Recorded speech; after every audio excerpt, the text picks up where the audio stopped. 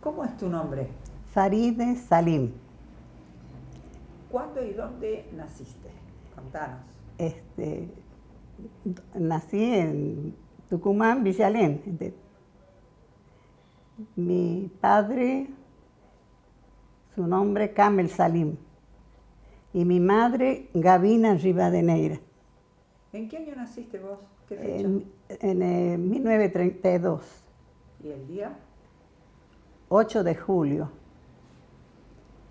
¿Tuviste hermanos? ¿Tenías hermanos? 7 hermanos. Yo, la tercera de 7 hermanos. Mi hermana mayor, Emilia Salim. El que le sigue, José Emilio, que nosotros le decíamos Yuse. Después soy yo. Después mi otro hermano, Carlos Alberto. Eduardo Américo, María Rosa y Juan Kamel. ¿Qué origen eran tus padres? Sirio. Mi padre sirio. ¿Y tu madre? Y mi madre viene a ser descendiente de español.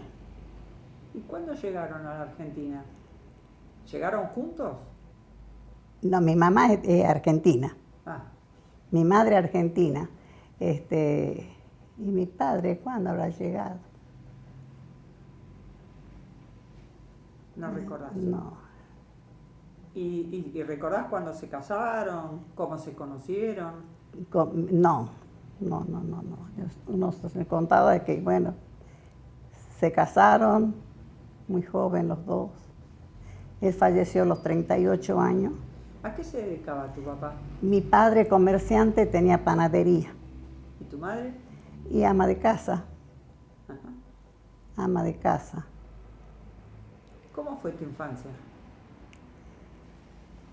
Mi infancia hasta que, mientras tuve a mi padre, muy feliz.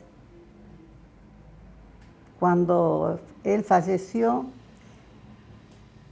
ya mi madre, como las mujeres de antes, no sabía qué es lo que tenía, si tenía deuda, si no tenía deuda. Hemos llegado a perder todo porque ella no supo defender. Yo sufrí mucho. ¿Qué edad tenías cuando falleció? 10 años más o menos. Y sufrí mucho. Y juré que cuando sea grande, me case y tenga hijos, mis hijos no van a pasar esto. Porque yo voy a manejar todo. Yo voy a trabajar para que a ellos no les falte nada. Y así lo hice. ¿De qué falleció tu papá? De ACV fulminante. ¿Y cómo siguen con la panadería? No. No, mi madre no la supo manejar. ¿Y cómo sigue la subsistencia de ustedes? ¿Quién los mantiene? Y bueno, después trabajaba mi madre. ¿Dónde trabajaba? Como en una pinturería. Y bueno, después ya mis hermanos muy jovencitos empezaron a trabajaron en la Gaceta, en los talleres de fotograbado, los dos, José Emilio Yuse y Carlos Alberto, trabajaban en la... Mi hermano no me dejaron trabajar. ¿Y dónde hiciste tu escuela primaria? Y en la escuela primaria en Agustín Justo de la Vega. ¿Es escuela pública? Pública. ¿Y hiciste la secundaria? No terminé. ¿Por qué razón? Y porque había que cuidar ya a los hermanos y mi madre trabajaba, yo tenía que quedar en la casa. Y a medida que pasaron un poquito los años, ¿cómo fue transcurriendo tu vida? Y bueno, yo manejaba la casa y mis hermanos, cuando ellos cobraban, venían con el sobre y me lo entregaban para que yo administrara. ¿A tus 10 años? Y ya era más grandecita. ¿Ya en tu adolescencia? En mi adolescencia. Así que, y mi hermano no quería que yo trabaje. No, eran muy celosos. Después, en algún momento, ¿tuviste algún noviecito? Sí, bueno, y noviecito rápido nos casamos, ¿Ah, sí? ¿sí? ¿Y cómo se llamaba ese noviecito? ¿O se llama? Sí, Ahmed Adris, murió mi marido también. Ah, ya ese noviecito pasó a ser tu marido. Mi marido y sí, antes era un solo novio, no podía tener más. ¿Te acordás cuando se casaron? ¿Que el año, la fecha? Sí, 27 de diciembre de 48. ¿Y cómo fue? ¿Se fueron a vivir a otro lado? ¿Quedaron No, acá. en esta casa? Sí, era comerciante. ¿Y vos, ama de casa? No, yo también, no, yo trabajaba a la par, manejaba todo. Ajá, ¿qué hacías? Sí, y bueno, en el negocio era comerciante fuerte, proveíamos a todo el noroeste, Salta, Jujuy, Catamarca. Éramos comerciantes grandes, de mucha cantidad. ¿Qué cosas? ¿Qué De artículos? todo, de ¿Artículos generales, ramos generales? Sí, después pusimos un supermercado muy grande. Ajá. Que tenía todo, Ajá. hasta calzado, bazar, todo. Les iba bien. Gracias a Dios. Tuve 3 hijos, Sarita, Ismael y Susana Beatriz. ¿En qué año nace cada uno? Este, Sarita. Sarita en el 48. Yo dije 40. 48, no, en 47 me casé yo. Bueno, y En el 47 te casaste, en el 48 nació mi Sarita. Sarita. Sí. Y bueno, mi Sarita fue maestra jardinera. Ismael estaba para recibirse de contador. ¿Cuándo nació Ismael? Ismael, Sarita, el 20 de noviembre del 48. Ismaelito, el 29 de noviembre del 50. Y Susana, el 28 de diciembre del 53. Contame un poquito de cada uno, cómo eran de chiquitos, de mayor a menor. Sí. Sarita era una chica, ¿cómo te puedo decir? Muy bonita, nada que ver con su hermana Susana, porque si venía una criaturita y le arañaba o algo, no se defendía ella. Lo contrario de Susana. Susana jugaba con los muchachos a lo que fuera. Y si tenían que agarrarse como sea, ella se defendía. Era distinta a Sari. Ismael, a pesar de que a él cuando nacieron mis hijos no le faltaba nada, gracias a Dios porque estábamos en muy buena situación, tiraba por los pobres. A pesar de nunca haber tenido una necesidad. Y peronista desde que nació. Yo era antiperonista. ¿Tu marido? Él, como buen comerciante, porque en la época de Perón el comercio nos tenían muy controlado. Y cuando mi Ismaelito estaba en la cuna, paradito, no me olvido, en lugar de decir papá decía pero. Y cuando yo me enojaba, y me habló, porque él me dice, mira mamá, era una persona.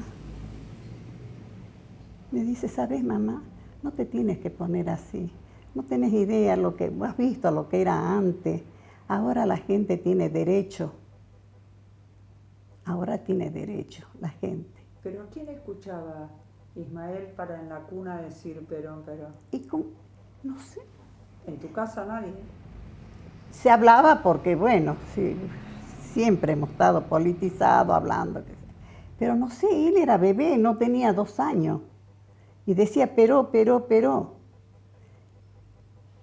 y al final dio la vida por sus ideales. Cara, contanos también de la adolescencia de cada una de ellas. Siempre de mayor a menor, desde tu hija, tu hijo y tu otra hija. Y Sarita, no sé, estudiaba, ¿Qué estudiaba? era maestra jardinera, maestra nacional y maestra jardinera después. Una chica, ¿cómo puedo decir?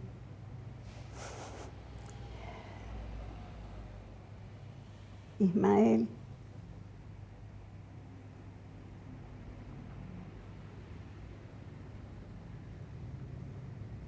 Estudiaba, nos ayudaba a trabajar. Era muy aplomado, muy solidario y muy generoso. A veces me preguntan cómo era su hijo. Y le digo, yo no, todo lo que yo pueda decir, van a decir porque soy la madre. Pero era así mi hijo. ¿Él fue a la secundaria? Sí, ¿Qué estudiaba? Ciencias económicas. En la secundaria. En la secundaria, en la escuela de comercio. Escuela de comercio. En la escuela de ¿Y comercio. Susana, secundaria? También sí, los tres en la escuela pública.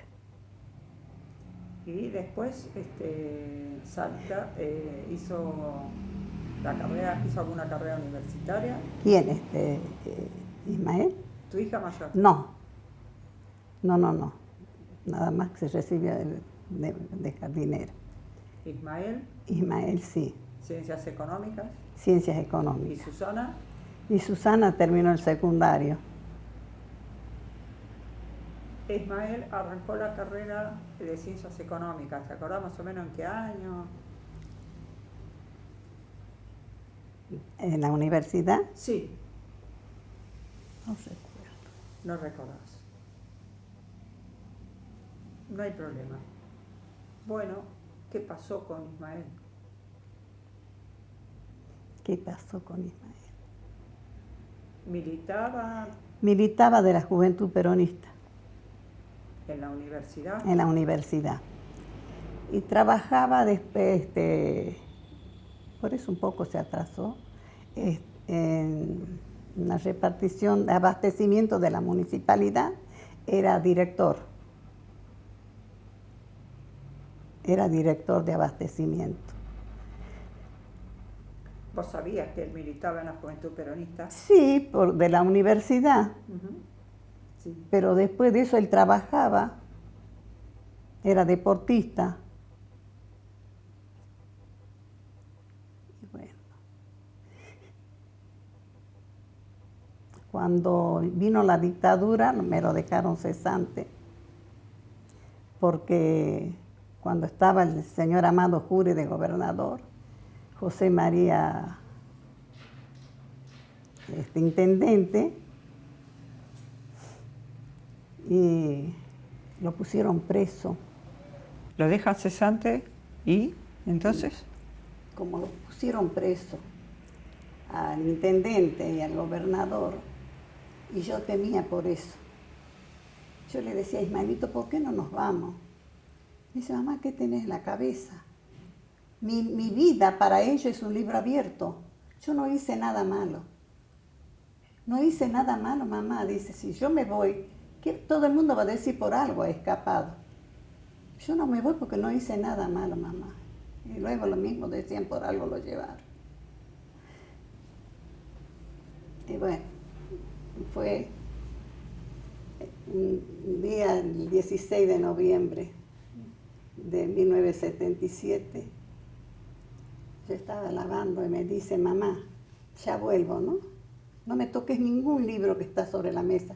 Esos trabajos tengo que entregar hoy a la hora que me desocupe, porque yo mañana agarro ya con mi materia, mi última materia. Prepara el mate y ya vuelvo, no voy a demorar nada. Prepara el mate, así yo mientras trabajo tomamos mate los dos.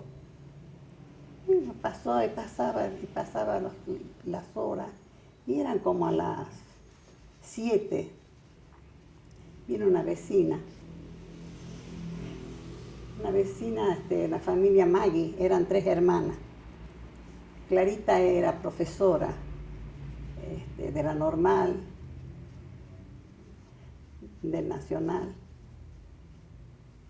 Viene Perla Maggie, esposa de Carlos Carela, el actor. Le digo, ¿vos sabés? Le digo, Perli, ella, le digo, lo estoy esperando a Ismael, porque ninguno se animaba a venir a avisarme que me lo habían llevado.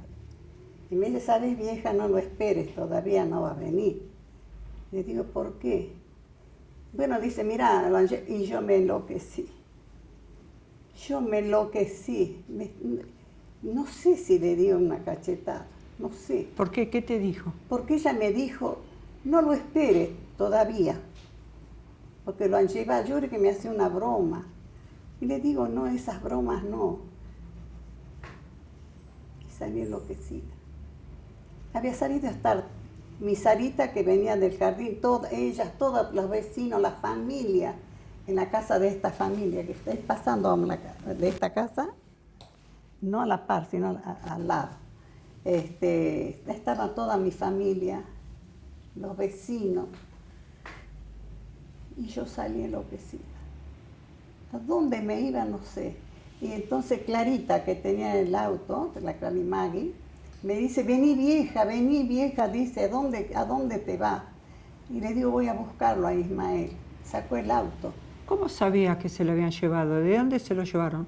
De acá, pasando por 9 de julio, por esta, a una cuadra, a la altura del 575. De ahí dice que lo levantaron. Por esta chica, que vecina, ella trabajaba en San Paulo, era maestra, es maestra, bueno. Y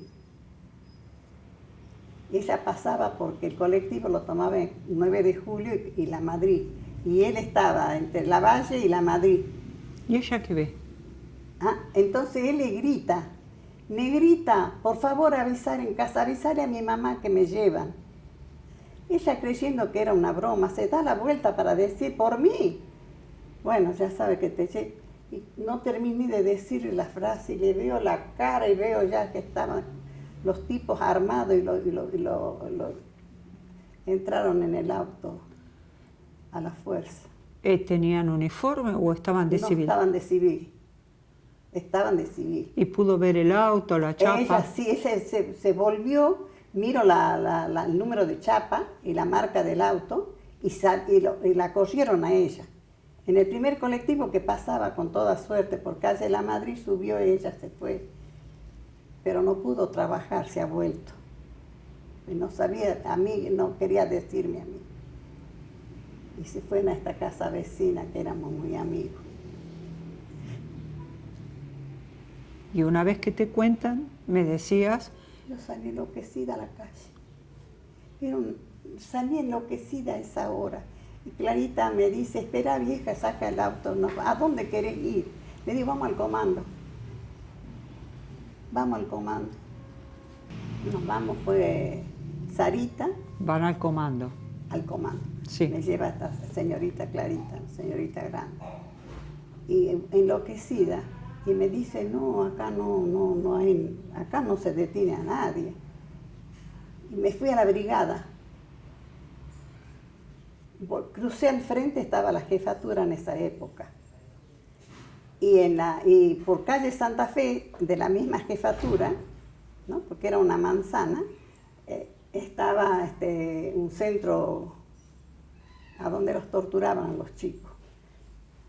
Volví y voy a la delegación de la Federal que quedaba en calle Santa Fe. Y a la otra cuadra subo a la vereda y estaba un soldado y me dice, alto, no avance. Alto, no avance. Y yo le digo, busco a mi hijo. Alto, no avance. Entonces agarró el arma y me puso acá en el pecho y me hacía retroceder. Y yo, lejos de retroceder, seguía. Era y parece que el jefe de ahí, Albornoz, que vulgarmente le llaman el tuerto Albornoz, salió escuchando los gritos míos.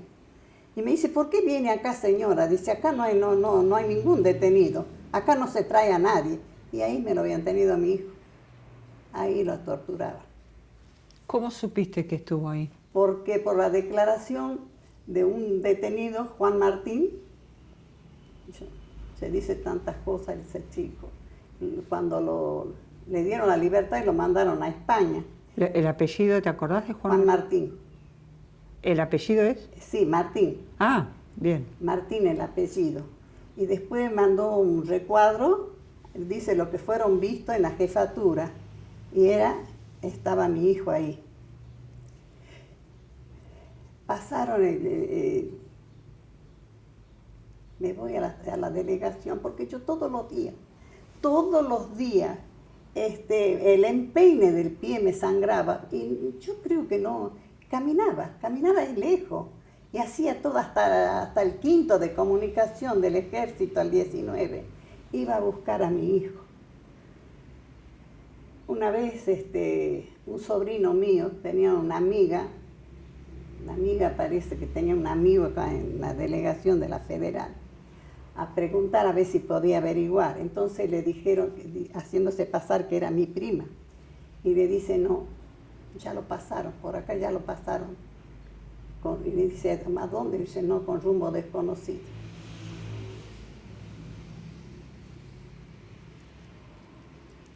¿Vos tenías conocimiento si había otros chicos, otras chicas? No, en ese momento no. Que estaban en calidad de desaparecidos. ¿Tenías acá en el barrio algún otro familiar que tuviese algún desaparecido? Sí, había un odontólogo, amigo, Hugo Díaz. A él sí sabía que se lo habían llevado. Acá del barrio. En el barrio. Ajá. Pero después llevaron, y al chico Fur, se lo llevaron, él estaba haciendo el servicio en Arsenales, y de allí no salió más. Fuiste, además de ir a las distintas delegaciones de las distintas fuerzas, todas las reparticiones, sí. A todas las reparticiones, Sí. ¿recurriste a algún representante de la iglesia? ¿Sí? Me fui al obispado, y de allá me dijeron que tenía que ir a la iglesia de mi barrio. Vengo yo a la iglesia Sagrado Corazón, y el sacerdote Basol, de apellido Basol, me recibe, y bueno, yo hablaba, qué sé yo. Y él me escuchaba así muy atentamente. Y me dice, después que terminó, dígame, me dice, ¿qué hacía usted cuando su hijo delinquía? Bueno, no quiero reproducir lo que le dije, y le di una cachetada. Le pegué al cura. Lo que quería era agarrarle del cuello, no sé hacerlo. ¿Qué hacía usted? Le dijo, ¿vos sabés que mi hijo es un delincuente? ¿Vos sabés que mi hijo estaba delinquiendo?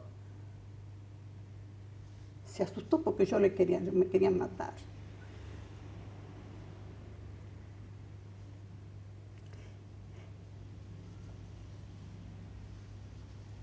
No, sí, una crueldad muy grande. Después nos empezamos a conocer, y a reunirnos, pero ¿a dónde? ¿A conocer con quiénes? A conocernos entre nosotras. ¿Entre quiénes? Entre las madres. Ajá. Las madres. Sí. Pero no teníamos a dónde reunirnos. Entonces íbamos a la iglesia, al Sagrado Corazón, donde estaba este cura. Y rezábamos el rosario en el patio, ¿no? En el patio, y ahí empezábamos cada vez más y cada vez más a reunirnos ahí. Y bueno, para prepararnos, para saber qué íbamos a hacer.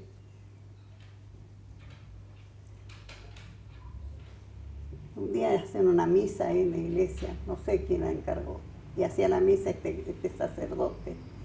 Y después termina la misa, no nos querían prestar porque éramos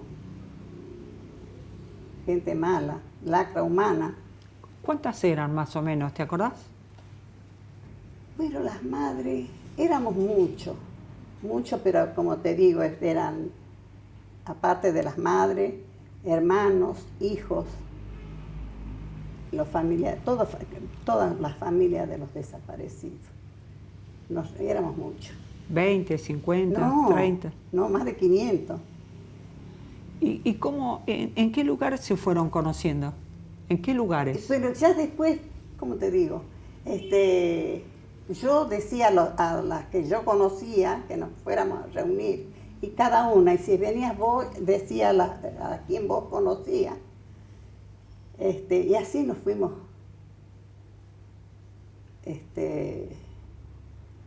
y para empezar a saber qué es lo que vamos a hacer.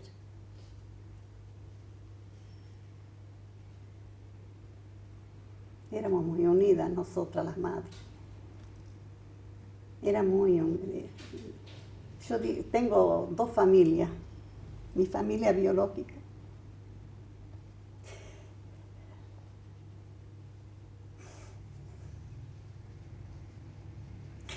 Y la familia que me dio la vida. Si pongo en una balanza, no sé por cuál lado se va a inclinar la balanza. Yo creo con esta familia que me ha dado la vida. Las quiero mucho, porque nos entendemos, como yo digo, hablamos el mismo idioma. Nos miramos y sabemos qué es lo que nos pasa. Y somos una familia.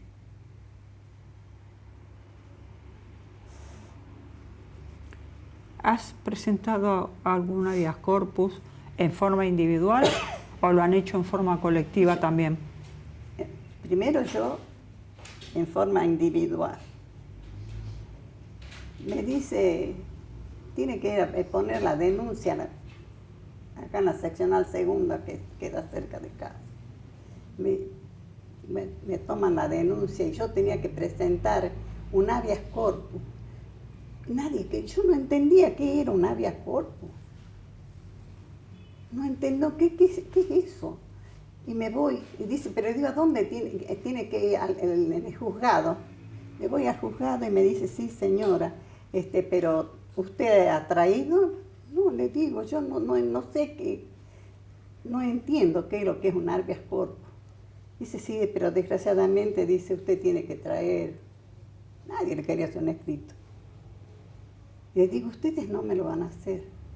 Es que entonces yo me tiré por la ventana, que me agarraron, me han roto la ropa. Le digo, ¿para qué sirvo si no puedo hacer nada por mi hijo? ¿A dónde van? Te das chocar con las paredes.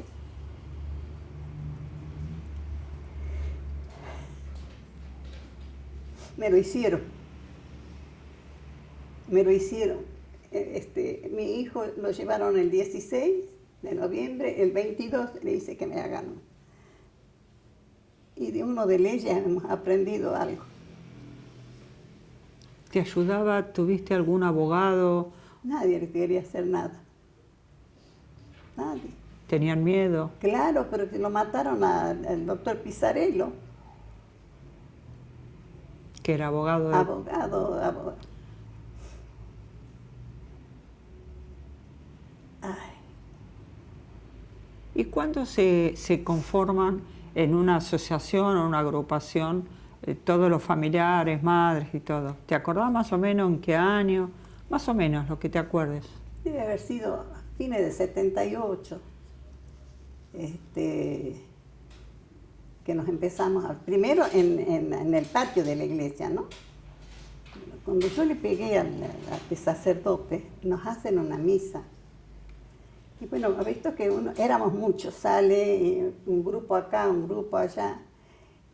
Y yo estaba con la señora de Naya Salín, Enriqueta de Salín, Nena Ponce, otras madres, conversando así en grupo. ¿Has visto cuando uno sale de la misa, se arma en grupo? Y viene el sacerdote, directamente le digo, mira, si me dice algo, ya va a ver, porque esta iglesia, le digo, es nuestra. La madrina de mis hijos donó una casa y todos los meses nosotras, mensualmente los vecinos, aportar para que se haga la iglesia. No es el dueño de la iglesia y no vino a eso. Vino a decirme de que nos prestaba el salón. Y así nos prestó el salón, un salón grande. Ahí nos reuníamos. Porque al principio, un político, Parajón, de apellido Parajón, tenía su sede por calle Ayacucho, al 1000 y algo, me dice, vayan porque andábamos de un lado a otro reuniéndonos como podíamos. Dice, vayan a mi sede, yo les cedo para que ustedes se reúnan. Fuimos una sola vez. Le pusieron una bomba en su sede. ¿Y él qué era? ¿De qué partido político? ¿Te acordás? Era Partido Radical, creo, pero después tenía su propio partido él después, solo. Ya fallecido hace poco, pero una muy buena persona. Gomercindo Parajón. Pero después sacerdote nos ha dado lugar. Y después, no lo sé, parece que le prohibieron. Y fuimos a la iglesia metodista. Bueno, después nos reuníamos en la iglesia metodista, nos prestaban un salón. El pastor, muy buena persona. Si íbamos a la marcha, él adelante con nosotros. El pastor, uno le agradece tanto. Cuando nos empezábamos a reunir, a veces, por ejemplo, decía, mañana vamos a ir a tal parte, nos vamos a... Y cuando nosotros llegábamos ya estaba la policía, con los perros, con los carros hidrantes, que los caballos nos tiraban encima. Porque como no nos conocíamos bien al principio, tiene que haber habido un infiltrado que daba... sabían ya ellos que ya nos esperaban, ellos nos esperaban a nosotros.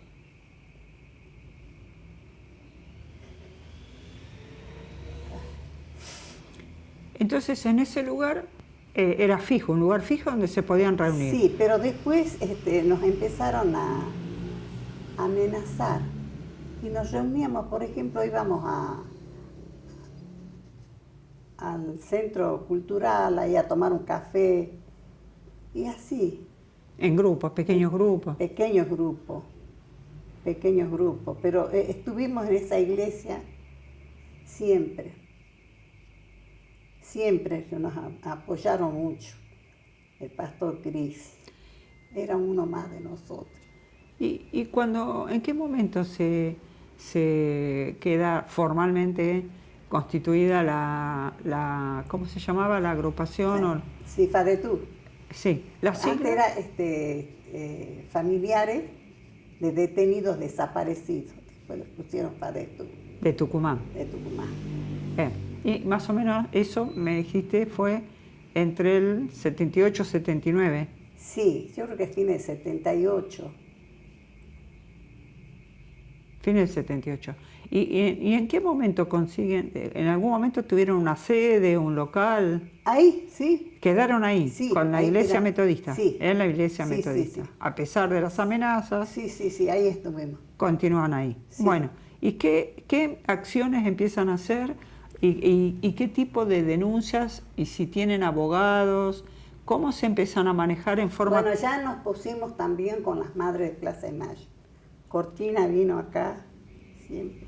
Yo la albergué aquí al principio, ¿no? A Cortina. ¿A Nora Cortiñas? A Nora Cortiñas, sí.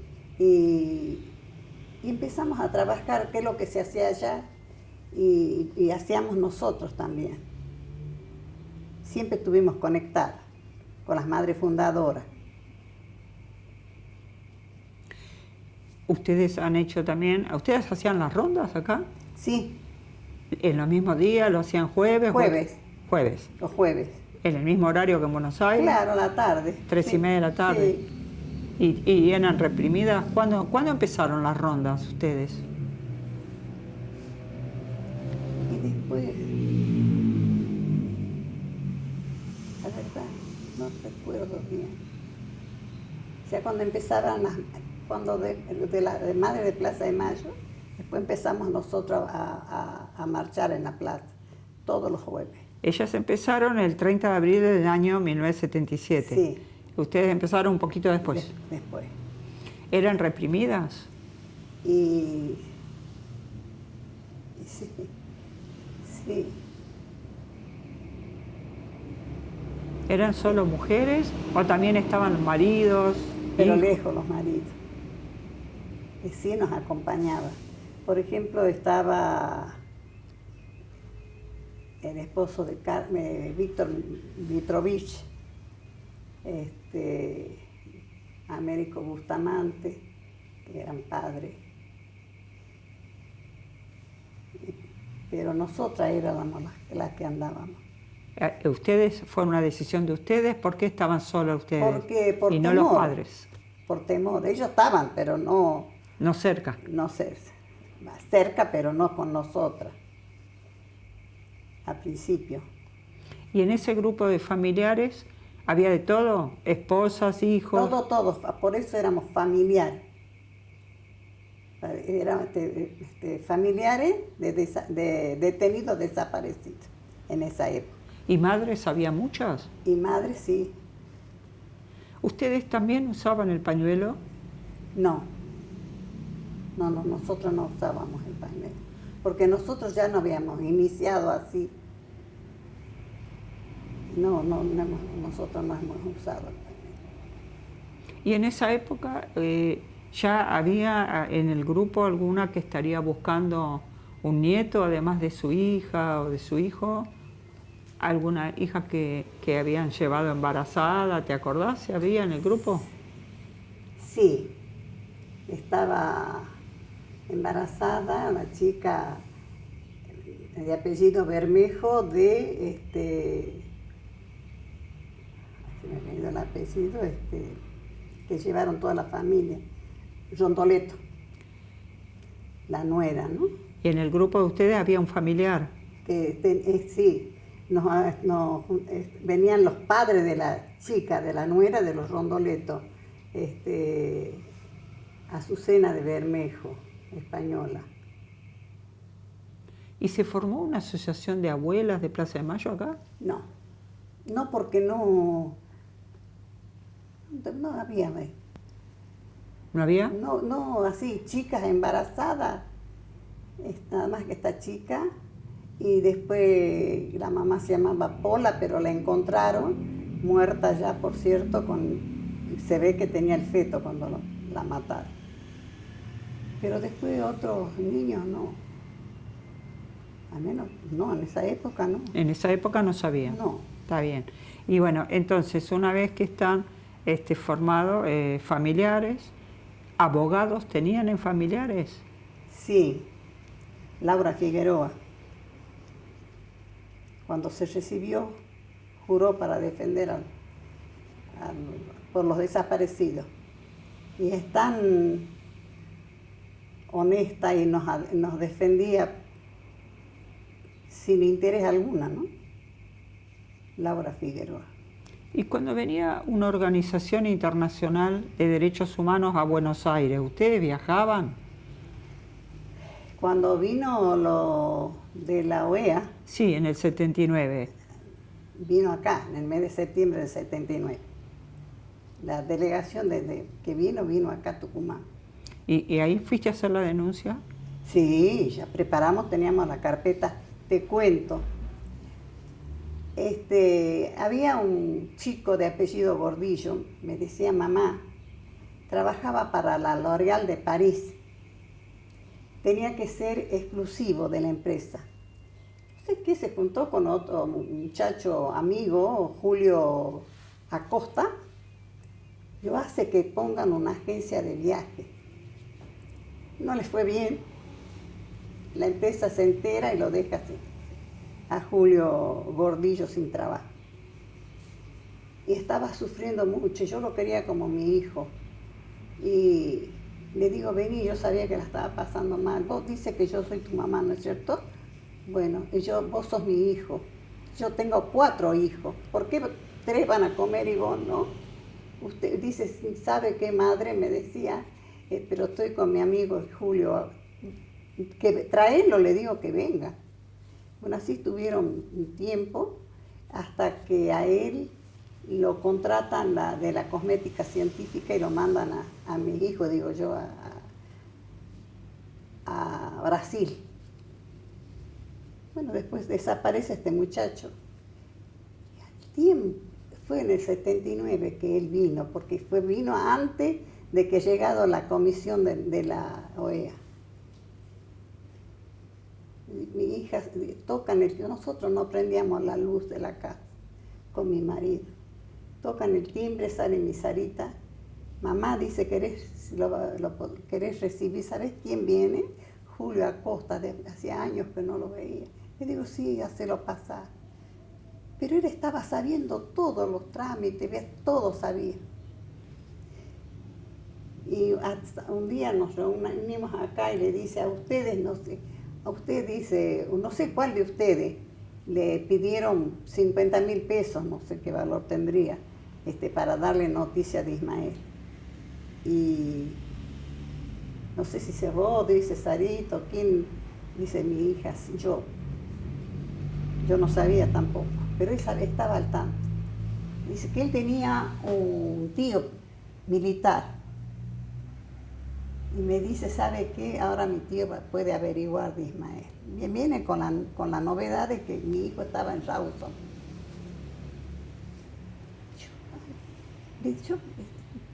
Que aparezca mi hijo y me dijo, ay hijo, ¿qué puedo llevar? Usted va a ir a verle. Yo quiero ir a ver, sí, va a ir conmigo, dice. ¿Qué puedo? Dice, cómprele media y calzoncillos, si es de invierno mejor.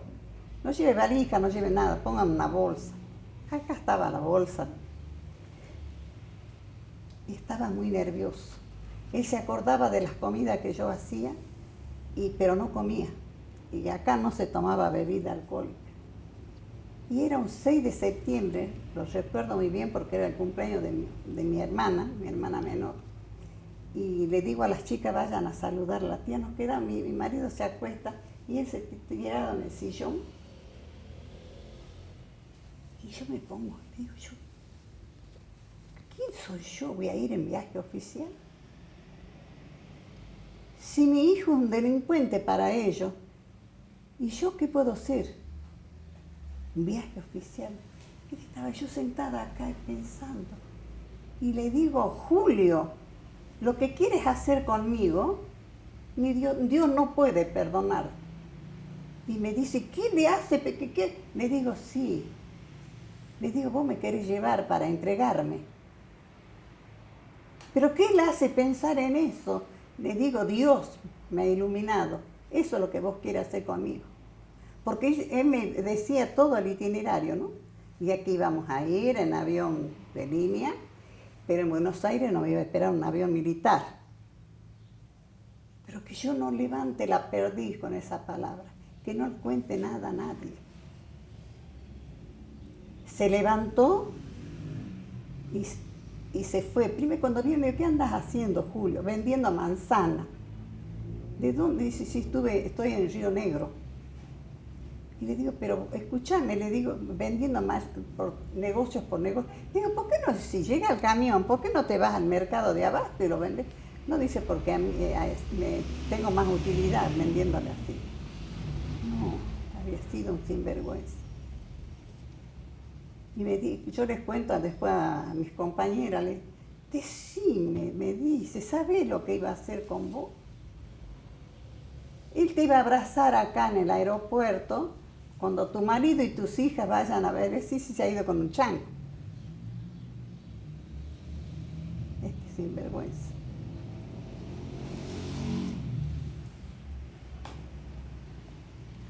Ay, va.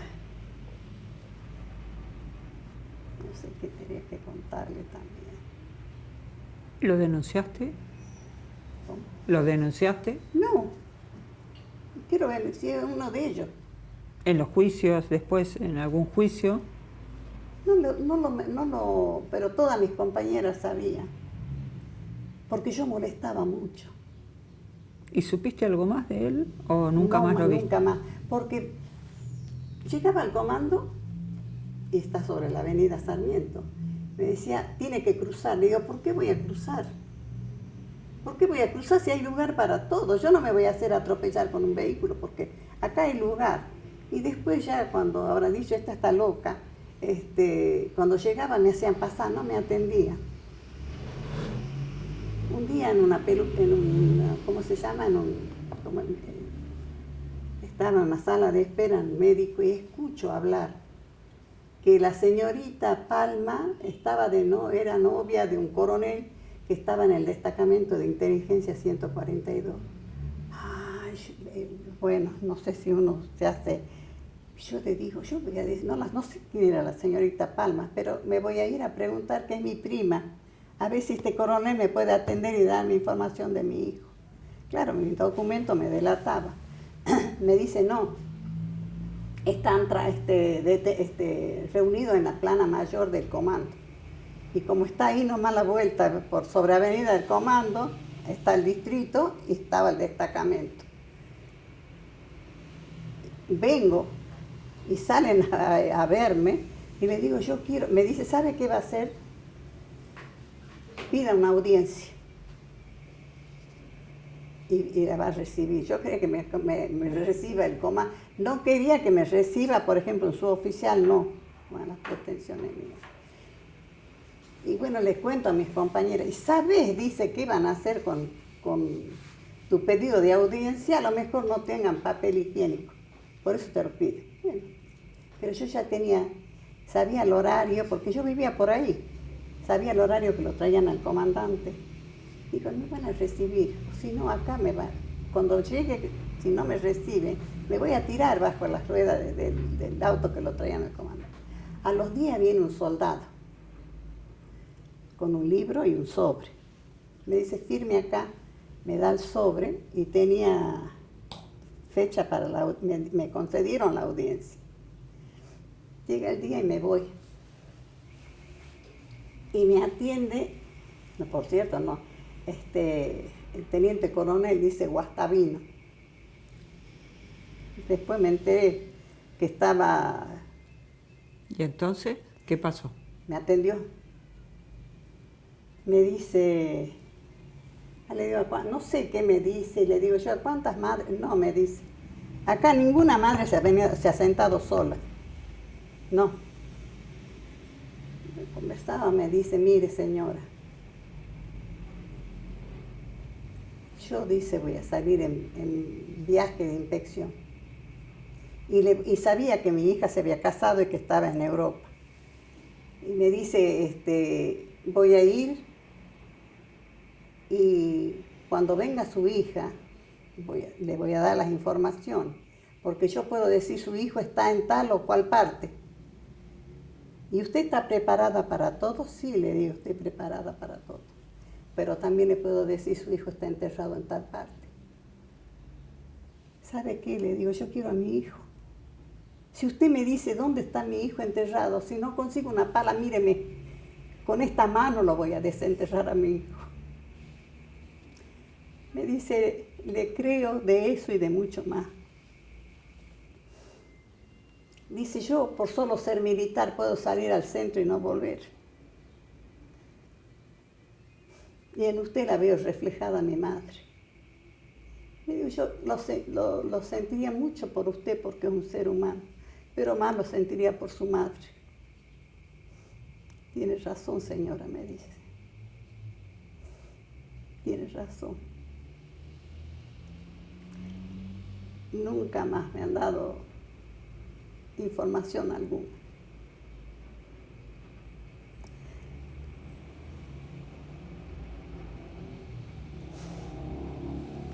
Y así en la búsqueda y haciendo distintos trámites o presentaciones, ¿qué más hiciste?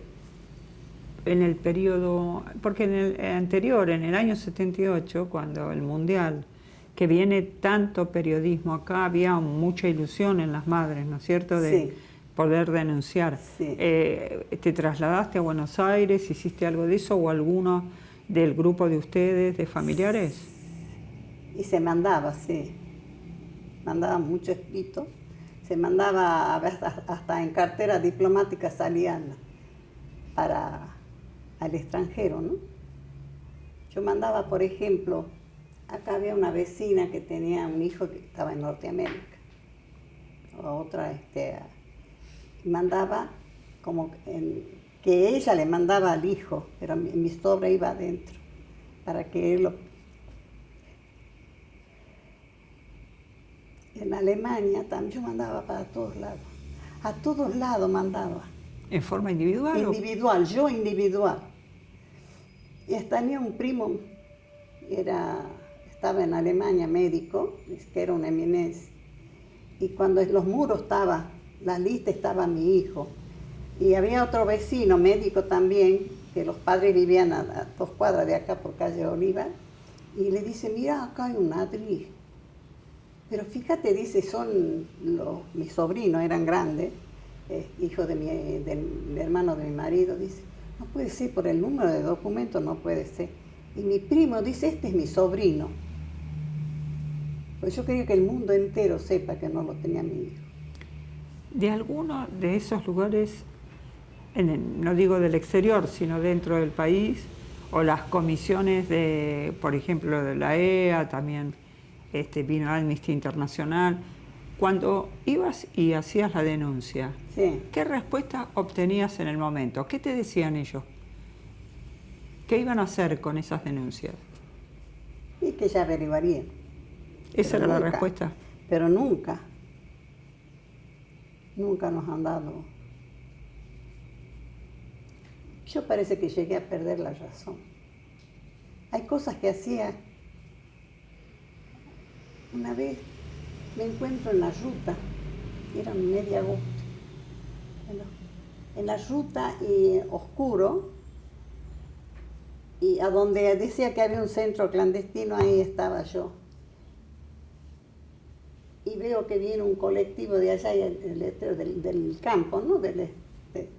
Decía Santa Ana, subí, me vine. Pero yo ahora quiero retroceder y saber a dónde, porque hubiera estado en la escuelita de Famayá o en Santa Lucía.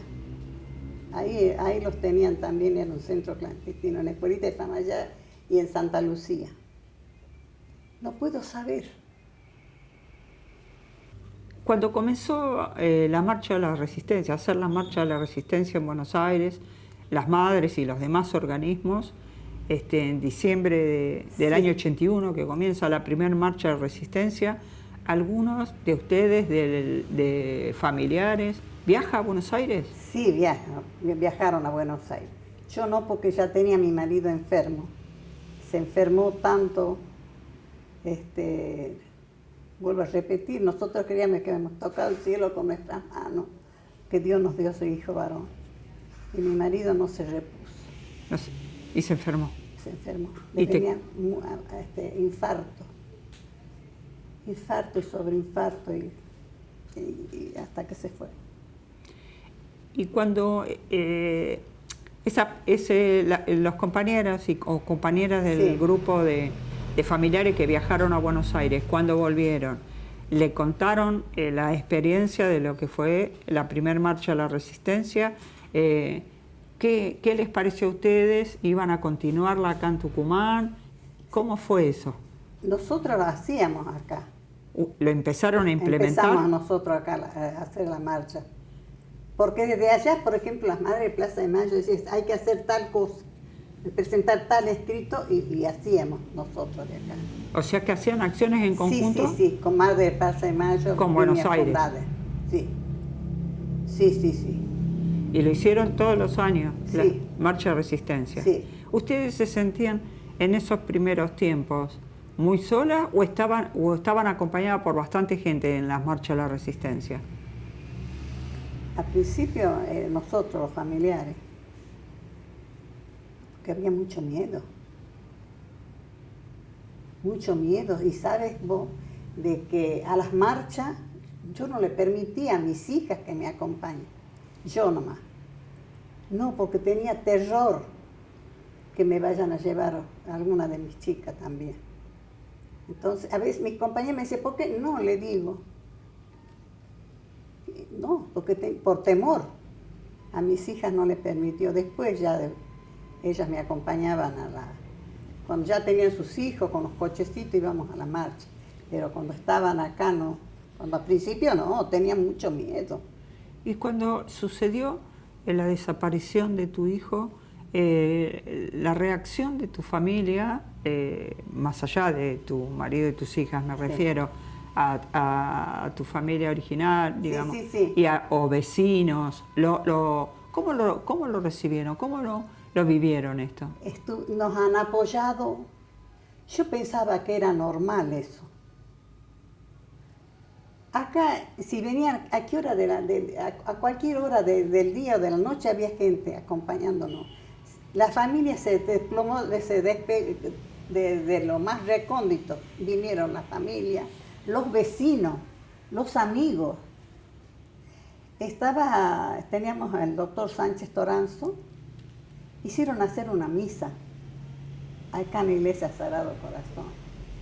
Y vinieron las sobrinas de mi marido con su marido y paraban la casa del hermano y le dice, vamos a la iglesia porque los tíos deben estar solos. Cuando ellos vinieron, pasaron y dice, estaba llena, la iglesia estaba llena de gente. Dice, no puede ser, van a la otra iglesia de María Auxiliadora, no. Y entraron para ver y sí, estaba llenísima la gente. No, después, conversando, porque uno dice, ¿qué te ha llevado a vos? ¿Qué te ha llevado? Pero no sabíamos de cómo era, cómo nos tocaba. Yo le agradezco tanto a la gente. Nunca nos han dejado solos. Nunca nos dieron la espalda. Conversando, así que después, de la familia, ¿cómo te ha tratado? Y una de mis compañeras, Irma de Holky, y me dice, claro, yo le cuento, pero para mí era normal, no era normal. Y me dice, ¿sabes? Yo tengo un solo hermano. No sé si puedo repetir la palabra que ella dijo. ¿Sabes que este hijo no me mira por temor? Por si fuera poco lo que me pasó, mi hermano me dio la espalda por miedo. No, gracias a Dios, no. La gente siempre nos ha apoyado, siempre. En el año 82, cuando... ¿Querés tomar agua? Sí, pues.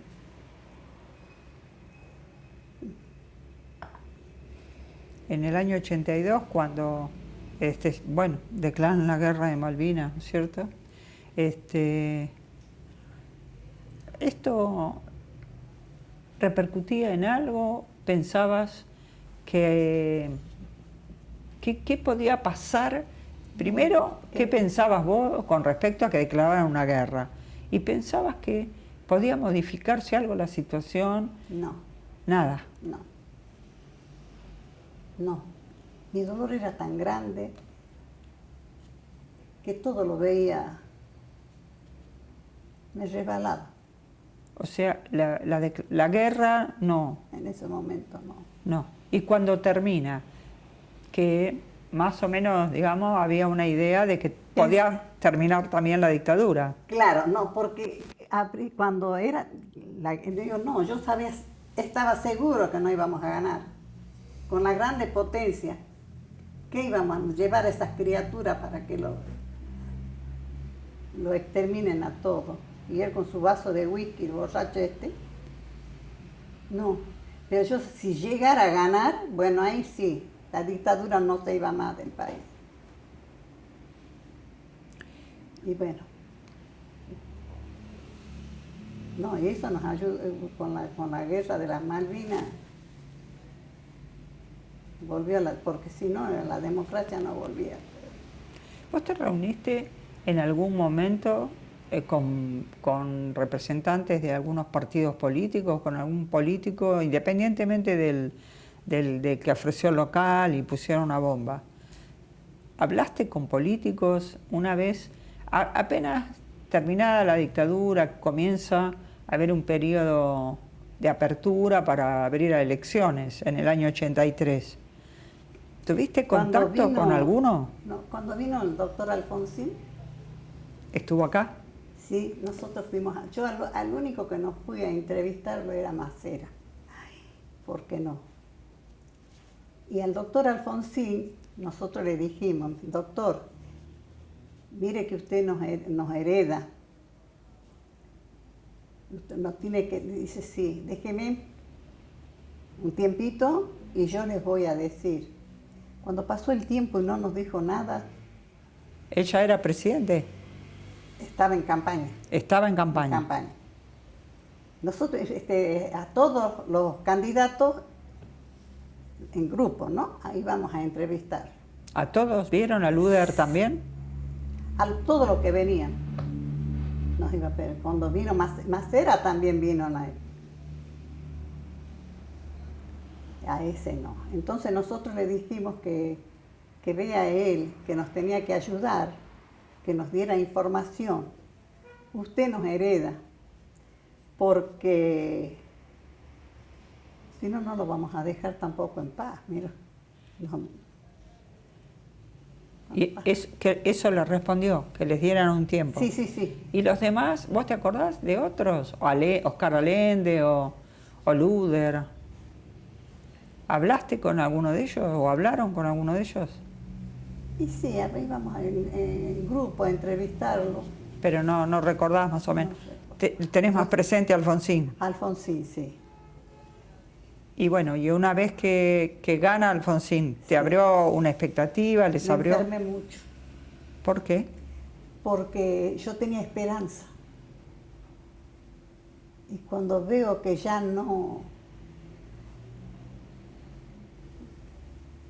se me terminaron la esperanza, digo, ya no lo recupero más, mi hijo. Pero cuando hacen hablo del principio, sí. En la primera etapa, cuando hacen el juicio a las juntas, ¿te abrió una esperanza ahí? Ya no, yo no. No. Ya no. ¿No le creíste nunca? No. No, esto es feliz que se hicieron el juicio a la Junta, ¿no? Sí. Pero que esperanza de que volver a recuperar a mi hijo ya no. ¿Había comentarios en esa época, acá en Tucumán, de que podía haber algunos desaparecidos con vida en algún lugar? No, a nosotros nos decían que estaban en Europa. Porque yo iba, a la hora que sea que me citaban, yo iba al comando, al distrito, y me dice, una vez me citan para la brigada de investigaciones a la mañana y me ponen en una sala alta. Tenía dos puertas, uno así a la entrada del pasillo y otra ya al final del salón, una puerta chica, y arriba había unos ventidús en penumbra. Quería que yo firme para que yo diga que mi hijo era un delincuente. No, yo le decía, díganme ustedes. Había un escritorio y había, como estaba en penumbra, yo le digo, un muchacho, debe ser un hombre joven, era aquí, y me hacía seña que había micrófono, se habrá enternecido conmigo, y me hacía seña, porque había micrófono ahí, que todo aviso como por diosero que estaban sentados en el piso, me hacía seña que todo eso eran de la brigada, era en brigada, y me decía, venía el jefe, entraba por allá, por tras mío, y me hacía una pregunta. Y yo, lejos de amedrentarme, le contestaba con otra pregunta. No sé por qué estoy acá. No tienes idea lo que yo hice. Y así estuve, me han tenido hasta las 3 de la tarde, sentada en esa, yo digo, una tortura psicológica. Pero le doy gracias a Dios, no tenía miedo. no me importaba nada. ¿En qué momento empezás a conocer que la existencia de centros clandestinos de detención? Y bueno, y al poco tiempo. ¿Durante la dictadura? Sí, no. Durante la dictadura. ¿Y de qué manera te enteraste? ¿Había algunos que pudieron salir con vida de ahí? ¿Te lo contaron? ¿Cómo fue? Y siempre se sabe que le ponían, antes que se lo llevaron a mi hijo, un chico que estaba haciendo el servicio militar, y decían que él veía que cuando le ponían un elástico de metal y cómo lo veía brincar, me doy cuenta. Yo, por ejemplo, no juzgo a la gente. Te cuento una cosa. No sé si lo habrá sentido decir el cura Beche, acá de Tucumán, era capellán del comando.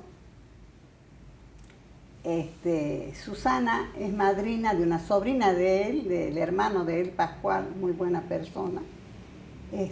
Lo bautizaron y estaba en una pequeña reunión acá a mitad de cuadra. El hermano era empleado del banco comercial. Y estábamos sentados el cura y yo ahí. Mira cuando a uno no le pisan el juanete que no te duele. Por eso yo no juzgo a la gente. Dice, conversando, dice, yo a esos terroristas los paso por la máquina de picar carne. Como yo no tenía a mi hijo,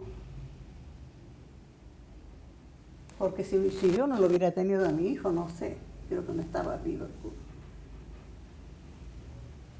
Y eso me ha dicho el Señor, este cura. ¿Sabes qué? Nos ayudaba más los evangélicos, por ejemplo, el de los adventistas. Venía un pastor, el director, yo tenía a mi hija muy enferma, mi Sarita operada de cáncer, y no, éramos ya las tres solitas. Venía toda la semana, el pastor Manuel era director de adventistas, y nos enseñaba a leer la Biblia, nos clasificaba, nos venía esa palabra de aliento. Mientras que en los curas, ¿no? Corte, por favor. Un momento, por favor, graba. Entonces, dado que no tuviste mucha esperanza con Alfonsín, no te sorprendieron las leyes de obediencia debida y punto final. No, cuando sí me afectó mucho. Cuando pusieron eso sí me afectó. Estabas contando también que te enfermaste. Cuando ya pasó el tiempo y Alfonsín, yo tenía esperanza. Yo quería ir a todos a lo mejor, digo, lo han golpeado a mi hijo, no sabrá quién es. Quería ir a buscarlo por todos lados.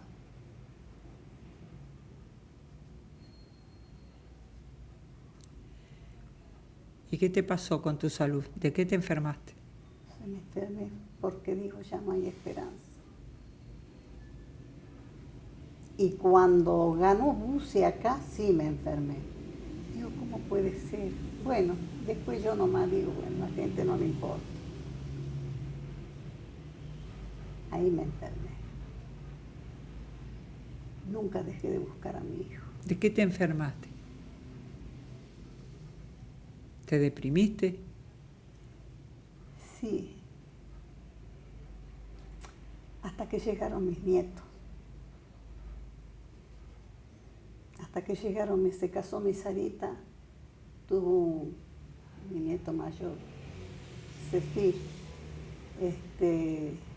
Y le agradezco a mi yerno, que ya murió también. Me lo traía, me decía, acá le traigo un pensionista porque yo tengo que hacer tal cosa, que uy, Sarita, no sé, tal otra.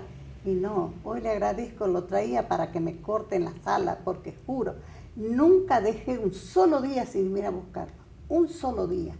A veces el empeine del pie me sangraba de tanto caminar, porque era una loca andante. aquí los vecinos me decían la dolorosa, no sé por qué me decían la dolorosa. Vivía en mi propio mundo. ¿Cuándo nació tu nieto? El 14 de marzo del 2001. ¿Tenés más de uno? ¿Más de un nieto? 4 tengo. Sarita tuvo 2. Sí, decime el nombre de los dos. Zefir, Sí, el mayor, que es contador. sí, Y Karim, sí.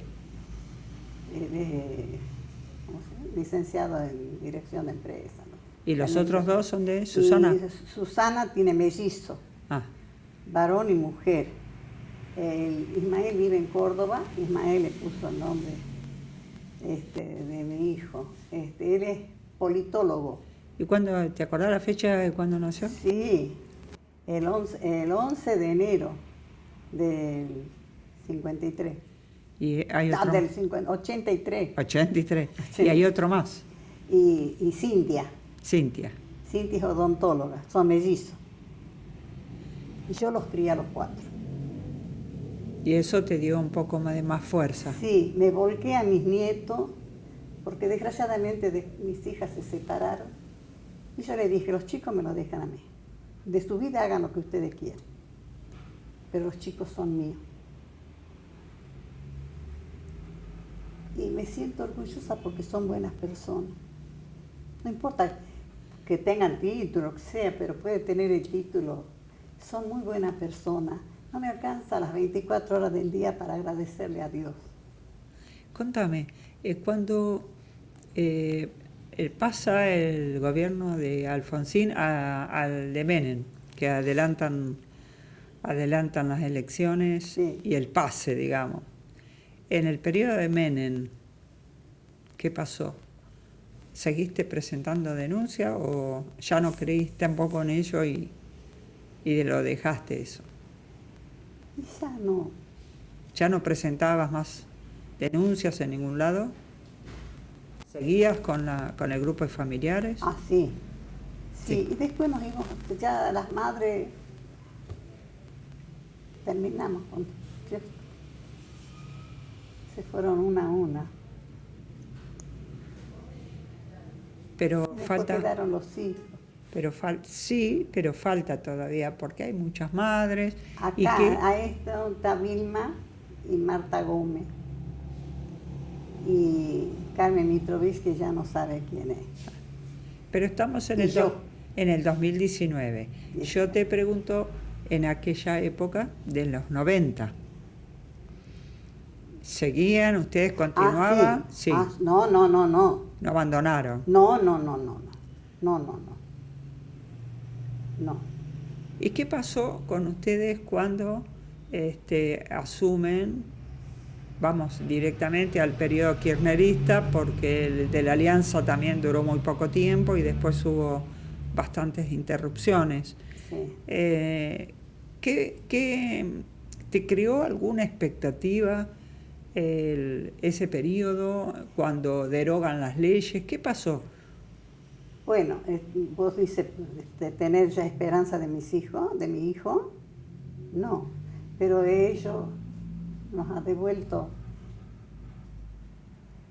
y yo no sé, ¿no? Yo los quiero tanto.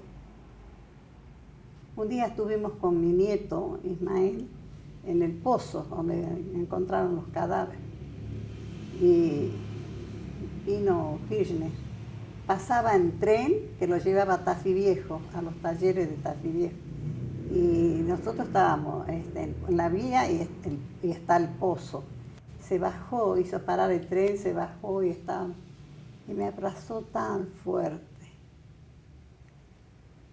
Ustedes son madres de todos nosotros. Y me dice, se va a hacer justicia. Y se hizo justicia. Se hizo justicia. No pierda la esperanza, madre, que vamos a hacer justicia. Me he quedado el consuelo, al menos que lo condenaron. Claro, a eso me refería la pregunta. Sí, Que lo condenaron. la derogación de las leyes de obediencia de vida, punto final, Sí. e indulto, ¿no? ¿Cómo no lo vamos a querer? Digo, yo lo quiero mucho, el matrimonio. A Cristina la quiero mucho también. En el 2010 nos llamaron a Buenos Aires y nos dieron una estatuilla. Nos ha devuelto la dignidad porque ¿quién éramos nosotros para la gente? Y ellos no. Por eso lo queremos tanto. Además, perdón, sí, decime. No. Salvo ese comentario que te hicieron de dónde vieron a tu hijo, Sí. ¿algún otro dato más tuviste? No. ¿A dónde puede estar mi hijo? No. Pero yo sigo buscando, ¿no? Y me iré de acá buscando a mi hijo hasta que lo encuentre.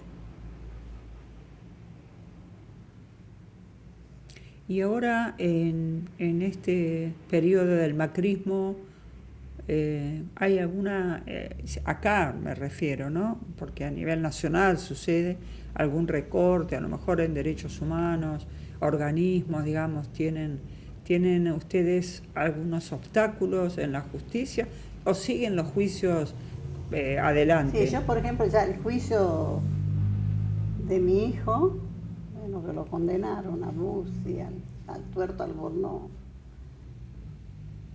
y a muchos más, ¿no? ¿Vos declaraste en algunos Sí, juicios? sí. ¿En cuáles juicios declaraste? Se me va la cabeza. Terminó el juicio en el 2013.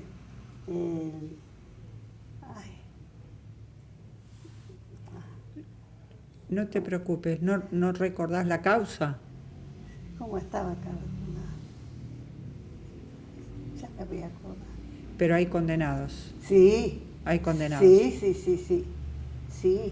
Recordame dónde te dijeron que vieron a tu hijo. En el centro clandestino que estaba acá de la jefatura hacia la calle Santa Fe, que era el jefe Albornoz, que le dicen el Tuerto Albornoz. Entonces habrás declarado por esa causa. Sí. Ajá. ¿Y hay Sí. condenados? Sí. ¿Todos? Sí. ¿Están cumpliendo la condena? Mira, no sé el Tuerto Albornoz, porque ya es un hombre grande, y Bussi murió. Me dice las chicas que estaban de la policía, la guardia que estaban haciendo ahí, me dice, ustedes están todas unidas. Y a Bussi lo tenían, está todos los pies así, solo, y todo hinchado, todo morado.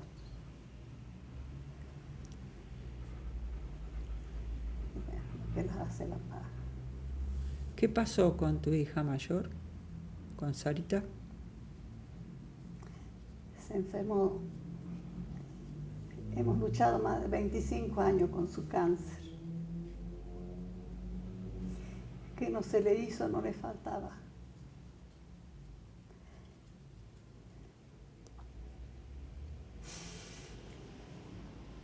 Me la llevaba ya al último, yo no pensaba que mi hija se vaya. Y me dice, mamá, por favor,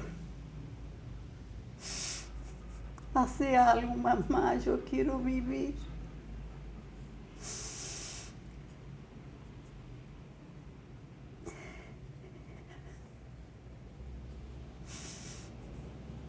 Por favor, mamá.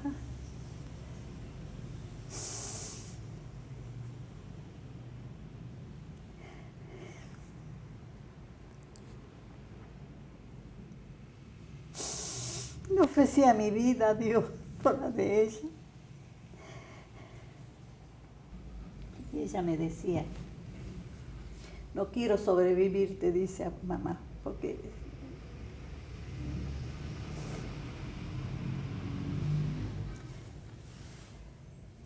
¿qué puedo hacer? ¿Qué no hubiera hecho para salvarle la vida?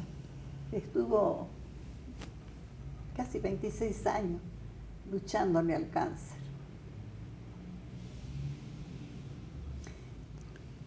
Estaba con unos dolores intensos y vos les preguntabas, ¿cómo está Sarita? Muy bien, gracias a Dios, pero la sonrisa no se le iba de su cara, nunca. Siempre sonriente. ¿Dónde está mi?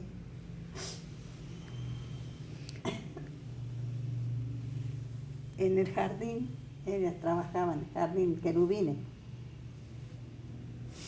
una sala de actos, han inaugurado a nombre de Sarita, a nombre de señorita Sarita Duy. Y abre la puerta del salón y un cuadro precioso, grande, está ella sonriendo como siempre. Era muy querida con las compañeras, me la querían mucho.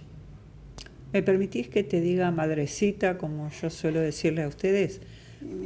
Madrecita, estamos terminando tu testimonio, tu valioso aporte, tu testimonio. Te quiero preguntar si querés agregar algo más de lo ya dicho, y si no tenés nada más para agregar, que nos has dado bastantes datos de toda la lucha de ustedes y tuya en particular, ¿qué mensaje podés dejar para las próximas generaciones, los que hoy son jóvenes y las que vendrán, en cuanto a lo que significa luchar por un mundo más justo? ¿Qué mensaje nos podés dejar? Tiene que luchar, que la única lucha que se pierde es la que se abandona.